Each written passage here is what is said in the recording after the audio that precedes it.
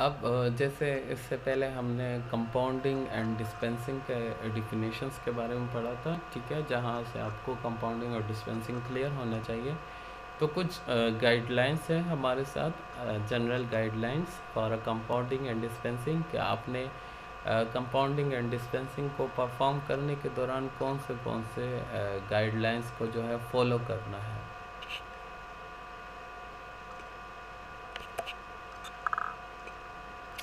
Guidelines में आपके साथ सबसे पहले आता है we are a freshly learned overall code. सबसे पहले आपको ओवरऑल जो है खुद को कवर करना है, ठीक है। Sorry.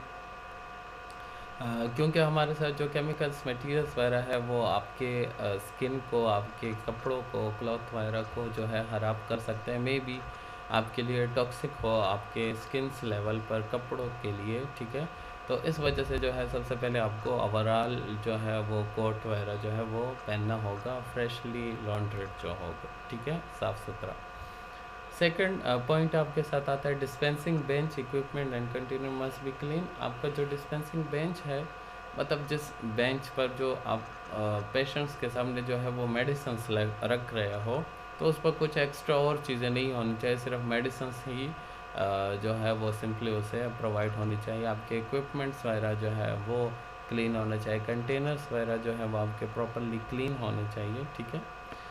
Read the prescription carefully, make sure you understand it and that is legally correct, ठीक है। सबसे पहले आप प्रिस्क्रिप्शन को रीड आउट करें, देखें हमारे साथ जो है उसमें जो ड्रग्स है जो कंपाउंडिंग के लिए दिए गए हैं इट्स आर लीगली करेक्ट, उसका आपका बीपी और यूएसपी भी उस चीज़ को मान रहा है कि नहीं मान रहा है, ठीक है। या प्लस हमारे साथ ऐसा तो नहीं है कि आप उसकी कंपाउंडिंग कर रहे हो और जो आप डिफरेंट केमिकल्स यूज़ कर रहे हैं एक्टिव इंग्रेडिएंट वो आपस में इंट्रैक्शंस तो नहीं कर रहे हैं। अगर इंट्रैक्शंस वगैरह कर रहे हैं, ठीक है, या जो डिस्पेंसिंग के लिए आपके साथ मेडिसिन लिखी गई है प्रिस्क्रिप्शन में, अगर वो आपस में इंट्रैक्शंस कर रही है या कोई मेडिसिन 2 मरतबा लिख लिया है प्रिस्क्रिप्शन ने, सॉरी प्रिस्क्राइबर ने, तो फिर आप पहले जो है उसके साथ कंसल्ट करें, ठीक है, और कंसल्टेंट से पूछो, उसके बाद जो है उसे आप आगे जो है उस प्रिस्क्रिप्शन को बढ़ाएं। अच्छा, इसके बाद नेक्स्ट आता है ensure that the prescription has the name and signature of the prescriber and the stamp of the health centre.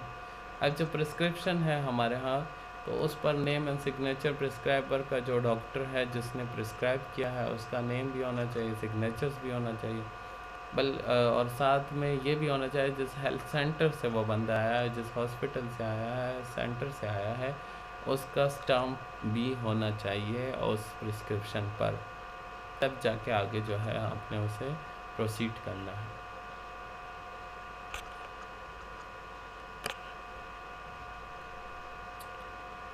Next guidelines में क्या हमारे साथ आगे कह रहे हैं, ensure that the patient is dated and has the name of the patient, ठीक है। प्रिस्क्रिप्शन जो है हमारे साथ, प्रिस्क्रिप्शन जो है हमारे साथ उस पर डेट मेंशन होना चाहिए एंड प्लस जो है पेशेंट का नेम भी, ठीक, मतलब आप उसी पेशेंट्स को दे रहे हो या किसी और को दे रहे हो, ठीक है, डेट कौन सा है, कब की वो मेडिसिन लेकर जा रहे हैं, ठीक, क्योंकि बास मेडिसिन हमारे साथ ऐसे होते हैं लाइक नारकोटिक्स मेडिसिन, ठीक है।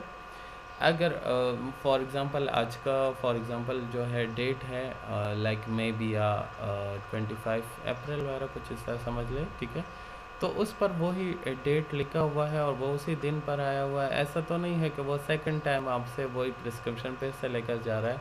तो अगर उसमें नारकोटिक्स ड्रग्स होंगे तो इस तरह तो वो उसका जो है एडिक्टेड हो जाएगा। तो आपने डेट वगैरह जो है वो लाजमन देखने होते हैं और पेशेंट का नेम भी जो है वो आपने देखना होता है। Confirm that there are no pharmaceutic or therapeutic incompatibility in the preparation। देखिए वही बात है, इनकम्पेटिबिलिटी तो कोई नहीं आ रही, कोई इंट्रैक्शंस तो नहीं आ रही, ऐसा नहीं कि आप उसका जो है वो कंपाउंडिंग करना शुरू कर दें और उसके बाद वो ड्रग्स जो है अपना नेचर ही चेंज कर दे और आपके साथ ख़राब हो जाए, तो फिर तो कोई फ़ायदा नहीं। If necessary find the formula of preparation. अगर आप न्यू हैं, आपको पता नहीं है, तो आप सबसे पहले जो है फार्मूला देखें जो कि आपको बीपी या यूएसपी के से जो है वो इजली से मिल सकता है किसी भी ड्रग्स की कंपाउंडिंग का।